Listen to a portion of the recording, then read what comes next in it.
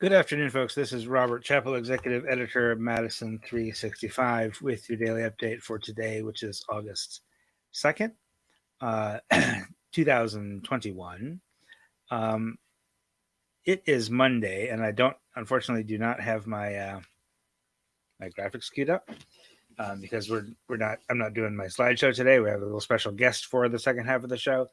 But so you can't see the Metcalf's logo, but it is Metcalf's Monday. So I'm just going to tell you that Metcalf's is a fourth generation, family owned and operated market with stores in Madison, at Hilldale, and behind Westtown Mall, and in Wauwatosa, if you're in that part of the state, at 68th and State Street. If there is a Brewers game in your future, which, I mean, there are 20 games over 500. If there's not a Brewers game in your future, there should be. They're gonna win this thing this year. I just can feel it. When you go to the game, you got to have your tailgate supplies, and all of those are available for you at Metcalf's. Local meats for the grill, many ways to tasty up your cooler, to fill up your cooler. Stop by at Metcalf's at any of those locations, or order for pickup or delivery anytime at shopmetcalfs.com. Now let's get into the coronavirus news, which is much less good news than the Brewers schedule. Right now, today, now here's the thing: we do not get data anymore over the weekend, right? I was kind of thinking out loud on the podcast this morning about whether or not the state will start to ramp up reporting on the weekends, and I don't think they will, because that would require more staffing. I think federal money has run out in most cases, or is being reallocated to vaccines and stuff like that, which is good. So I think it's okay that we don't get all the data on Saturday and Sunday. I would rather the state focus resources on vaccinations. But what that means is then, on Fridays we have some numbers, and then we kind of hold our breath on Monday and see how bad it's going to be. That's been the last couple of Mondays. Today it's bad. We are seeing only 486 new cases, only 486, which is lower than we've seen because it's Monday, because they're not running a lot of tests on the weekends. However, that pushes our 7-day average of new cases up to 797. That's the highest it's been since mid-April. We had kind of a mini surge in mid-April of of cases in mid-April, although the positive test rate went up just slightly in mid-April. But the number of cases kind of took a little jump from 450 up to 800, and then it's been coming down since then. And now they're back up to just about 800. But the worst number, the thing that has me more concerned than that, is the positive test rate, which is over the past 7 days, of all the tests that have been done, 6.9% are positive. Okay. Now our goal, remember, was 3, right? Any public health people will tell you, if you have your positive test rate below 3%, you kind of have it under control. And we're at 6.9. That is the highest since late January. January 20th was the last time it was that high. January 20th was 6.8. So, and January 20th, it was on its way down, right? Now, last year, when we started to get this surge, this sort of July surge, it didn't get to 6.9. It didn't get until early September, right? So when it comes to positive test rate, we're actually well ahead of last year. Whereas if you look at number of cases, we're about where we were, again, early September. So remember how bad last year was? Okay, I'm just realizing this right now. Remember how bad last year was in September, October, November? That started in July, right? Early July is when we started seeing cases go up. And then September came and all the college kids came back, and and things just went super steep like that. We are experiencing now, in early August, what we experienced in early to mid-September last year. Okay, so we're having a surge, and this is not lower numbers. This is not just comparable. This is literally the same numbers a month early. That's not good at all. Now, here's the grain of salt. The positive test rate might be a little bit, we don't have to quite hang our hat on that as much as we did last year because there's just less testing happening, right? So we don't have the big community testing sites open. We don't have 3-hour lines at Alliant Energy Center. We don't have the Milwaukee, the Convention Center site open. We don't have the Brown County one. We don't have the National Guard going all over the state having pop-up testing clinics, right? So what that means is the people who are getting tested are more likely to be positive because we're not just testing everybody. We're testing people who've been exposed. We're testing people who are having symptoms. We're testing people who are on the front lines or healthcare workers. The folks that are kind of getting the surveillance testing all the time are like the healthcare workers and folks like that, right? So it is true that our positive test rate is a little bit elevated because we have just less testing. However, it's also true that one indicator or one of the reasons a lower positive test rate is good is that it tells you that you're testing a lot. You have to be doing a lot of testing to get a hold of this disease. We're not, the 6.9% means, first of all, we have a lot of new cases. Secondly, we're not doing enough testing to catch them all and to get our hands around this Delta variant, right? Now, we will get another, speaking of Delta variant, we'll get another report on Thursday, but I don't expect it to be any different than this past one, which last week we learned that the most recent week for which we have full data, which is July 11th, 73% of the new cases were Delta variant. So basically, we're dealing with all variants now. Like we don't have any more OG COVID, whatever that was. We have Delta variant, we have Beta variant,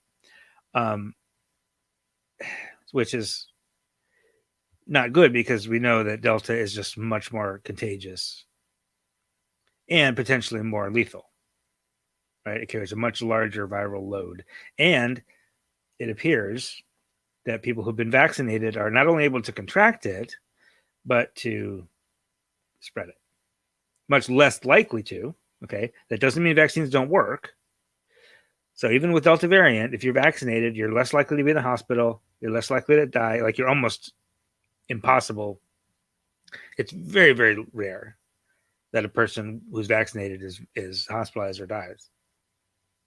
Like 1 in 10,000 or something. However, and it's less likely that you'd even be infected at all. And if you are infected, it's less likely that you'd ever get tested because you're never going to show symptoms because the vaccine will take care of it for you. However, it is possible, however rare, for a vaccinated person to not only contract it, but spread it just because of the much higher viral load. There's just much more physical virus particles in your body, which the vaccine prompts an immune response that's not quite fast enough when you're talking about Delta variant. It's not that the Delta variant is resistant to the vaccine. It's just that it's reproducing so fast that your antibody, that your immune system can't quite keep up in some cases.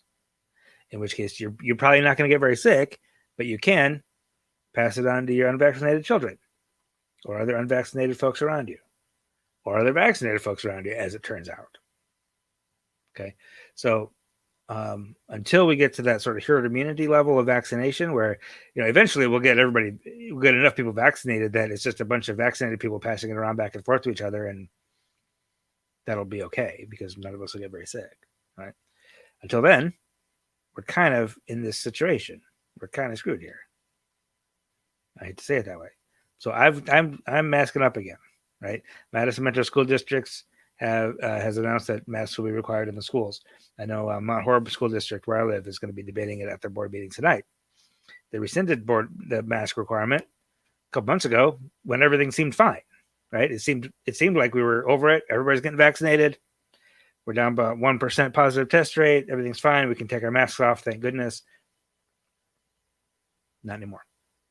I don't think. That's my own opinion. Now, the other thing, remember I mentioned if you've been listening a while, you remember the last couple of weeks as the surge has been happening, I've had this optimism that now you'll notice a lot of journalists, a lot of news outlets, because they're trying to get clicks and views and eyeballs, will lay out like the most dire situation, the possible consequence, right? Even though it's not likely, they'll say like, this could lead to 1 million more deaths. Like, sure, it could, but I'm not going to say that because it's not very likely, right? I try to be optimistic, and I've had this optimism that the surge in cases has been happening among vaccinated people, excuse me, and younger people who are slightly less likely to be vaccinated. So either like a vaccinated older person or an unvaccinated younger person, both of whom could test positive but not get very sick, and ideally not die. That was my hope. That we'd see the spike in cases, but not a spike in deaths, and we'd be like, okay, bullet dodged, kind of. However, I am less optimistic about that right now because the intermediate step between large surge in cases and large surge in deaths is large surge in hospitalizations. Right? Some folks will die without ever being hospitalized. But a lot of folks will get sick, will get test positive, or will become sick, be hospitalized, and then find out they have COVID, right? And then that drives up the population of the hospitalized. Right now in the state of Wisconsin, there are 310 people hospitalized due to COVID infection. Not a huge number, right? That's not going to overtax the hospital system, although we're beginning to see that where emergency departments are being kind of overrun in some hospitals around the country. It's not happening here yet, as far as I know. To get to the point where we're really concerned about hospital resources, you'd have to get into the thousands. Okay, so 310 is not a huge number. However, that's a 60% increase in 1 week. I'm going to say it again. 60% increase in 1 week. Okay, what that tells me is, we're not, again, the pure number is not crippling the hospital system. That's not the point. Don't even talk about that. What I'm talking about is the disease that is surging right now is severe. It is causing severe disease. There are a lot of people who are landing in the hospital right now because of this surge in cases, which undermines my optimism, right? I was optimistic that even if we had a surge of cases, it would be less severe because it would be happening in younger people and in vaccinated people, and everything will be fine. We'll just have cases, but it won't really hurt anybody that bad. I was optimistic about that. I am less so now because hospitalizations are happening and are rising. What that also means is it's very likely that 2 weeks from now, I'm going to be telling you about a surge in deaths. Right now, we haven't seen that yet because it takes 4 to 6 to 8 weeks for the data to reflect an increase in deaths. Right now, we're still at we have 0 new deaths yesterday. Our 7-day average of COVID-related deaths is 1. Okay, that's fine. It's not great for that one person, obviously, but that's a very low number. Remember, that was 60 at one point. Right, the leading cause of death in Wisconsin, heart disease, 30 people per day. Right, so if we get up to 30 or more, we're like outpacing the leading cause of death on a daily basis. Now, if we're seeing a 60% increase in hospitalizations and we see a similar increase in deaths, we're looking at,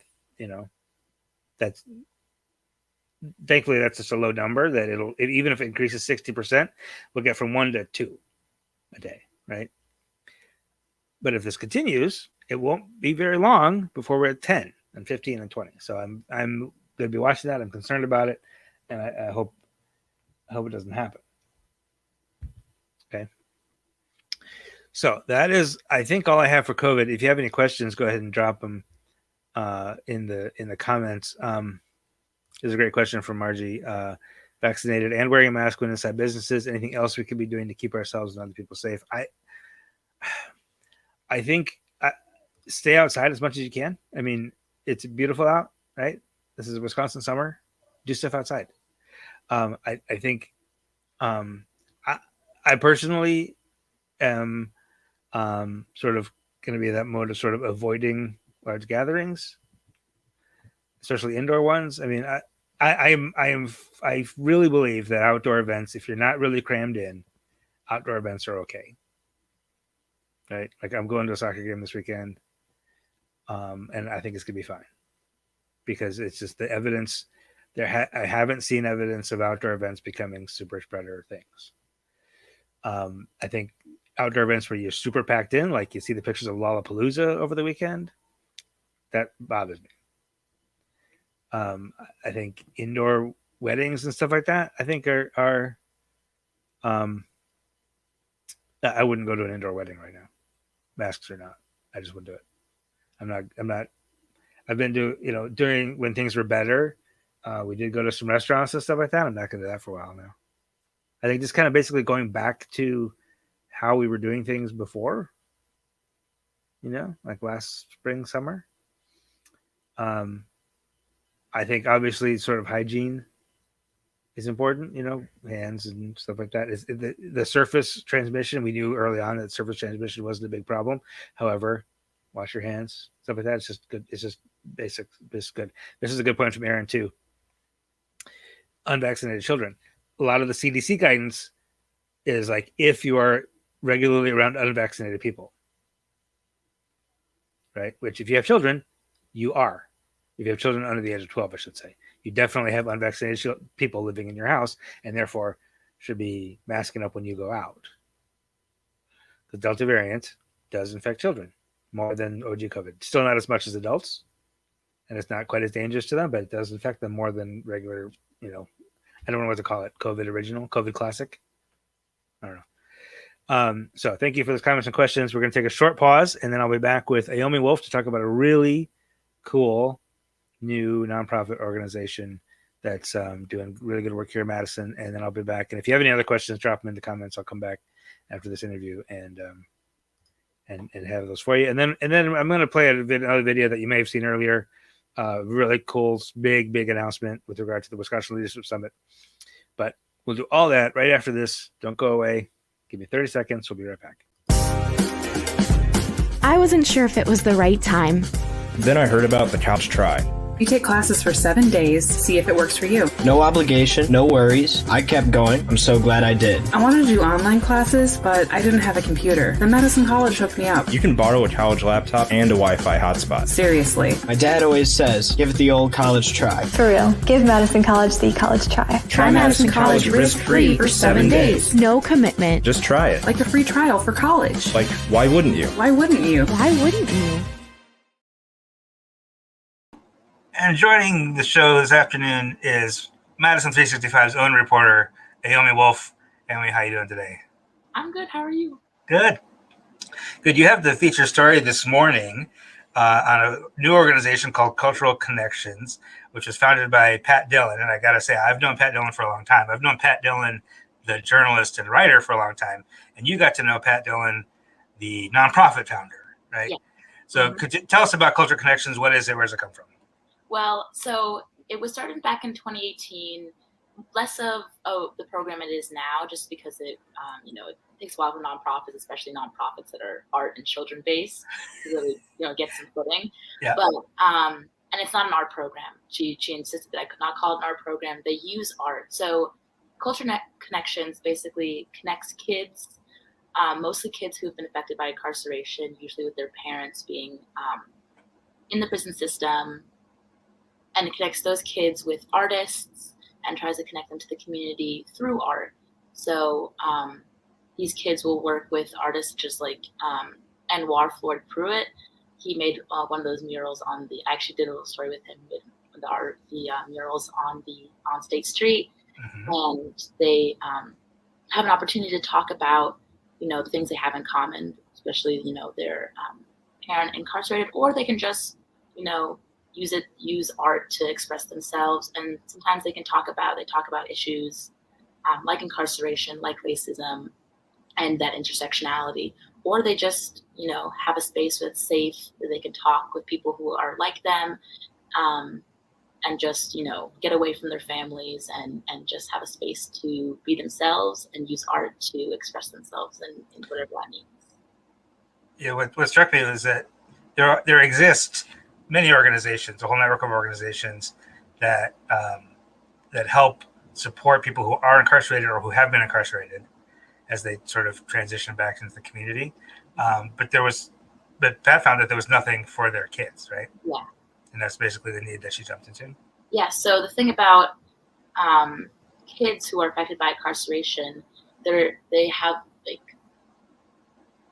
there's things called ACEs. So that's like adverse childhood experiences, and they're more prone to these ACEs, which is like, being homeless, living with a parent that is addicted to drugs, or, being in the foster care system, experiencing, really traumatic things. That having a parent incarcerated or having a family member incarcerated really does take a toll on the kids, because they don't, their parent isn't around, and maybe people are telling them other things, or, their parents, other kids' parents don't understand, or other kids don't understand what it's like to, not grow up with your dad around, or your mom around, or your cousin, or this, or your aunt, or whoever. And so there may be programs for the adults, but their kids are also suffering just as much. And so, and Pat recognized this not only because she wrote this ISMIS article back in 2018 that found that there's 2,000, at least back then there was 2,000 kids in Dane County who have parents incarcerated. But she herself, her grandson's been affected by incarceration. So she's seen firsthand what it's like, not only for him to be affected by the incarceration of one of his parents, but also what it's like at school for kids to not really get why his parents are around, or why he's being taken care of his grandparents, or what, there's a disconnect there at school. And so he is actually part of Culture Connections, and he is one of the students involved, because he just needs a safe space to be with other kids like him, and just use art to kind of release some of that tension that is, building up at home and building up at school. And it's not in our program, but it's a program that brings kids together over this one thing they have in common. Yeah, and try to. Sorry, go ahead. But some kids actually. So back when they first started, it was students from Lakeview Elementary, and they were doing this art program. They through Dama, and they did this piece where they drew all these They had like a mock jail cell, and they put all these pictures up, and they talked through their connection to incarceration. Then Lakeview Elementary picked it up, and so it became an actual club affiliated with the school. And so recently they've actually been working with kids at the Goodman Community Center, who some of them haven't been affected by incarceration, some of them have. So there is a little bit of mixing very recently, just because they couldn't separate the kids from the Goodman Community Center. Right, sure. Kids affected by incarceration, kids who haven't been. But the whole purpose is, and a key thing is connecting to the community. So I talked with Miranda Starr, who is like Pat's second in command, just talking about how, Dane County and Madison is big in arts. There's, the Overture Center. You have theater, fine arts, music, dance, theater, everything. But oftentimes spaces can be a little non-accepting of the people of color that occupy Madison. And so especially these kids who already have, the world against them with, their parents being incarcerated, or them being affected by incarceration, and then having, having them affect their lives in such a tremendous way. So this program also just tried to connect them back to the community. They've been making, murals in the community. Their most recent project was with Anwar Ford Pruitt, where they designed these little patterns, and they got put into Dama's new cultural center, I believe. And it's just so they can, as a reminder, not even a reminder, but encouraging these kids and to be one with the community, and that they, they matter in this community, and that despite the fact that they have been, the world's been set against them. They've already been, affected by something that's far greater than themselves.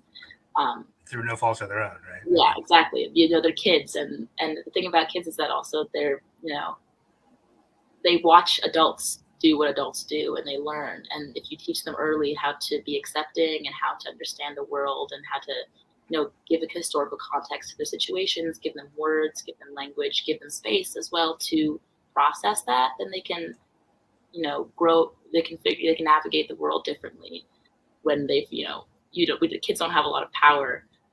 Despite the fact that they already are very cognizant of what's going on in their lives, they can already tell what's, that they're different from other kids. They can tell that maybe some of the kids don't understand why their lives are the way they are, but they can see it. And so and they can also see how their community reacts to them and see how their community does or does not accept them for the way they look, or, their parents' incarceration status.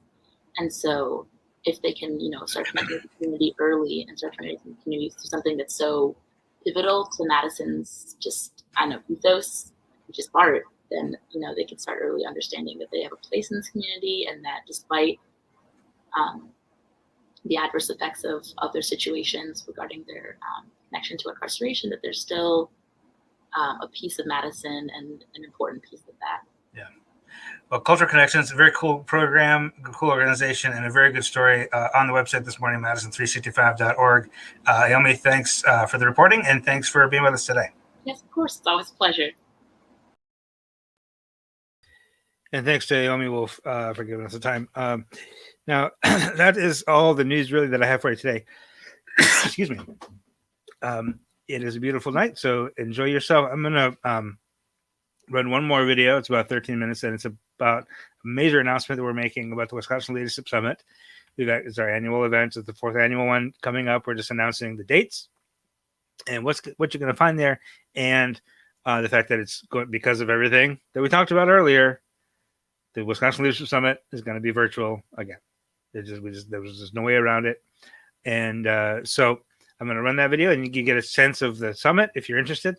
You can register now at wisconsinleadershipsummit.com. I'll put a link in the comments, and I'll sign off then at the end of that. So have a wonderful evening, and we'll see you tomorrow. In the meantime, stay tuned just for this.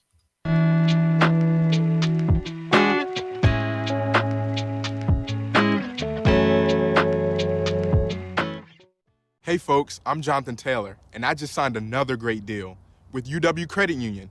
They give me everything I need: checking with no monthly fees, free online bill pay, surcharge-free ATMs, and a sweet debit card featuring me, Jonathan Taylor. JT, it's not you on the card.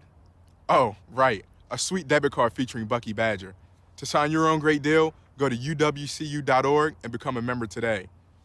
That card will be part of my next contract negotiation. Hey folks, this is Rob Chappell.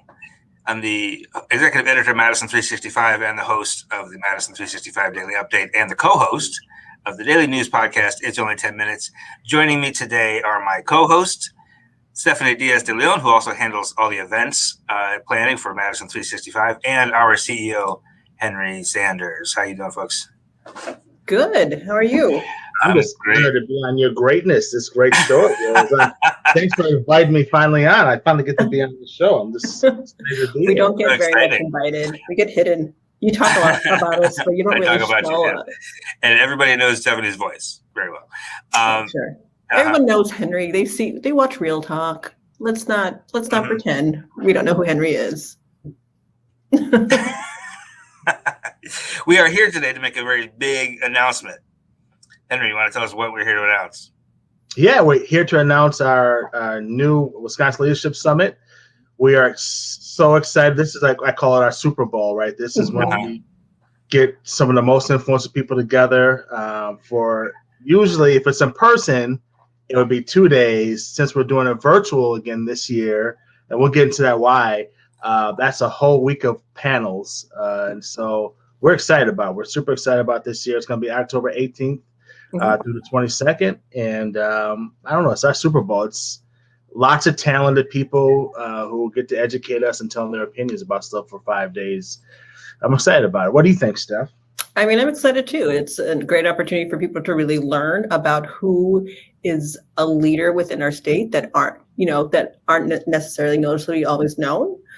We get to lean into our most influential lists and bring them on to really engage with us in terms of giving us information about leadership, about business, about education, health, the health systems and such, especially right now, all of which are impactful and important.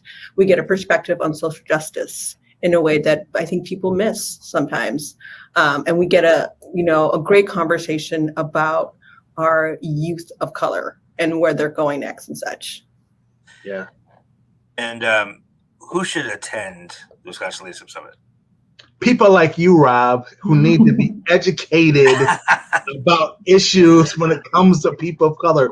I think that's a great question. I think everyone should come to this. I mean, if you're someone who's a person of color and you sometimes feel isolated and you feel like you're speaking to yourself a lot of times in your workplace or in your environment, and you just want to know what other people of color are feeling or seeing, doesn't feel like you're part of the home team sometimes, I think it's a perfect place for you to go and kind of get that family feel. That's part of the fam, like have that family feel for us. But I also think if you're an ally and you're someone who just wants to learn and educate yourself on issues from an authentic person of color perspective, that might be different from a book you might have read or a blog you might have read, but actually hearing it from people of color's experiences, it'd be a great place for you to go and just listen and participate and watch and learn and ask yourself some tough questions about what you're hearing. So I think those are the type of things. And if you're young, like you're younger and, it's living in the state of Wisconsin, you're one of the few when you're a person of color and you want to look for a mentor or someone who can give you advice on how they navigate a system being a person of color, be a perfect place for you to go and get content and listen to, get some wisdom. Yeah, like Henry said, this is, not only for those of you who are like you, Rob, who want to learn and listen. Once again, this is a set of panels from our influential lists. So these are all people of color who are on our panels. The only summit that we're aware of that is completely people of color, across the board with regards to our panels and panelists and moderators. And it's an opportunity, like he said, to build affinity, right? It's hard to get to know other people of color in this space, in the state, right? But it also feels like a homecoming for some of us. We don't get to see each other across the state every single time. And this is an opportunity for us to connect again with each other and remember that we are strong, that there are many of us, and that we have affinity for each other. Yeah, and I think also it's the most multi-ethnic, multicultural platform that you will see summit. I mean, we're just not just for a Black community, it's for everyone, and that's very unique also about our summit. And as a white person and ally, I think that was what struck me immediately at the first summit back in 2018. That like this is a place where the people of color are speaking, and I'm here to listen. And I'm here to learn, and that's unusual. It shouldn't be unusual, but it really is. So let's talk about going virtual. We've done it twice in person. We did it virtual last year for obvious reasons, and we've been mulling this over, right? We've been thinking about what to do, how to approach this, watching the COVID data and everything. So what was the motivation behind finally making the call to go virtual? Yeah, this was tough. I think. As a team, we discussed this a lot. Stephanie and I talked about this a lot, about making sure that we can give people the best experience that they can get and they deserve, and recognize also because of COVID and the pandemic that people have not been around each other a lot. And so we really, our instincts were like, let's get people around each other and get us back into that family environment, because experience is something you can't explain until you're in that environment around your peers. I mean, it's just, you have to be there. It's just a different feel. But we also recognize, and you and Steph know this better, probably a lot of other people in the state, because you do so much a wonderful job for us keeping up with these data and the COVID numbers with the variance going on and the increase. We also had to respect the science of what was going on and make sure that we want to keep our people, our viewership, our people who've been attending safe. And I think if we start looking at the data, looking at the variance, and looking at all the things, places we might want to go, space requirements, and how big it could be, how people to attend, that we had to do the safe thing for our community, for our fam, to make sure that they were safe. And so we decided to do it virtually. It was a tough decision. I mean, like we waited for the last minute to make this decision. We did. So we all would love to be around people, but I think we just have to be safe. Look at the numbers. We just had to be safe, and so we just had to be virtual. I mean, we intentionally waited into getting into July to see what all our rates were at, what our variants were at, where we were, and who would be most impacted by us, being in person. And if something was like, if there was an outbreak and such, we don't want to have people to continuously have to pivot in every single aspect of their life, including any professional development they want to do. So let's just make the decision for them now, right? Let's just make it as easy as we can, accessible as we can. Because that's the other thing too.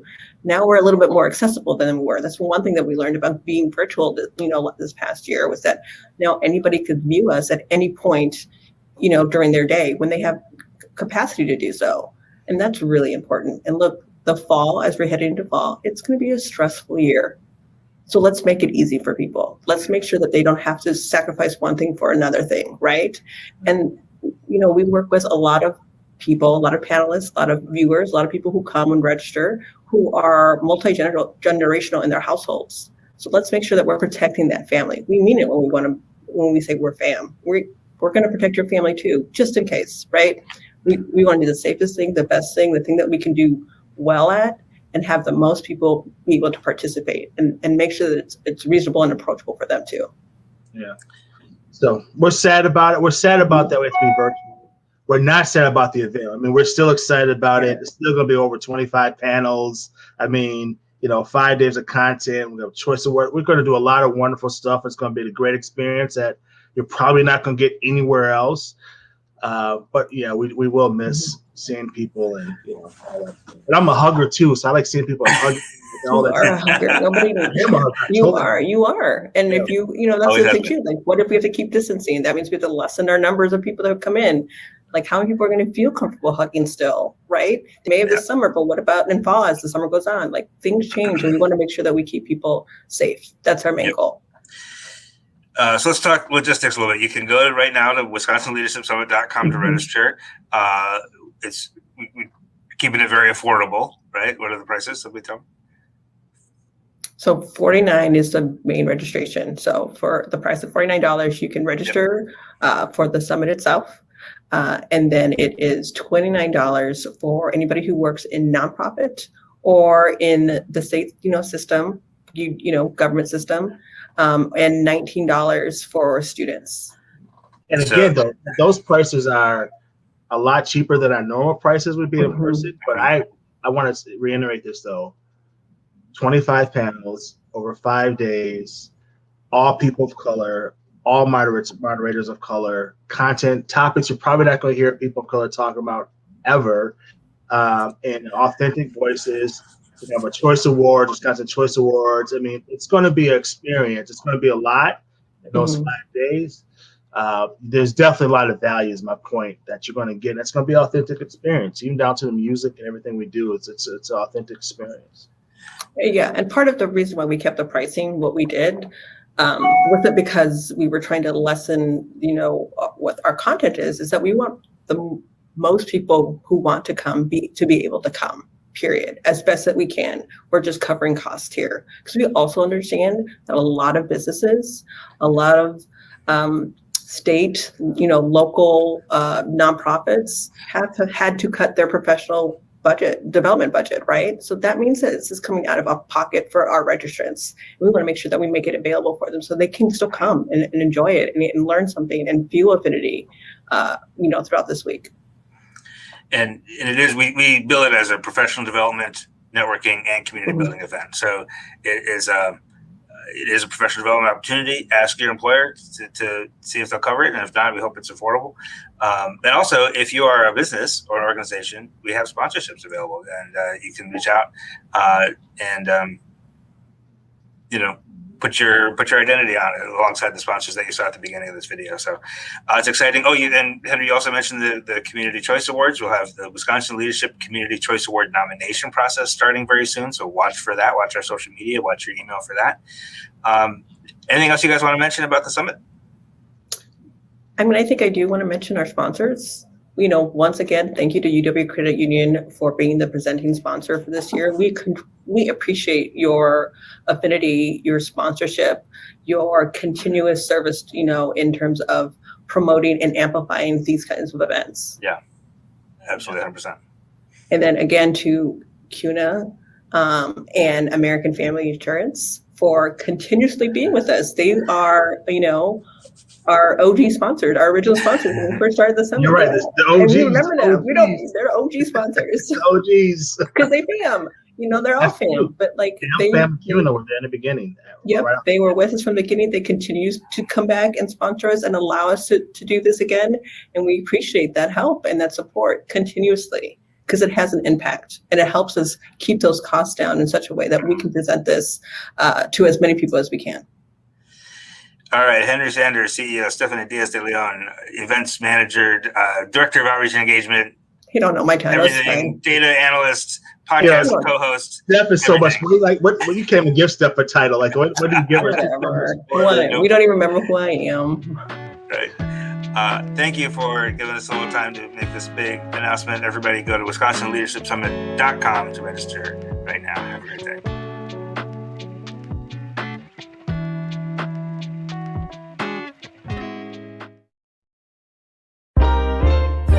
This is 365 Media.